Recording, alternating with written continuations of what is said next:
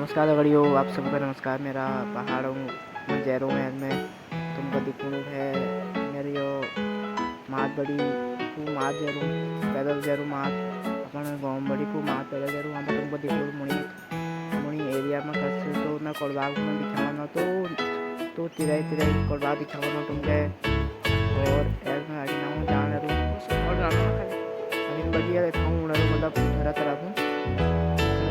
आते हुए तुमको रास्ता में दिखने लगो जगह से पहाड़ हरी भरी दिखाना में तुम गए देखा घर का दिखाना जो देखा कि ना एगो हम जो देखा चारों तरफ फस लागो पहाड़ घाम एरो मणि बादल खुलो मौसम खुली दिखाना जो ना रास्ता से जरो जो जबड़ी हम हाउ जानू अभी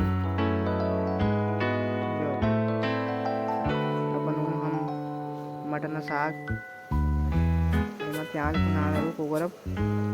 में प्याज नहीं होना रहे हमारी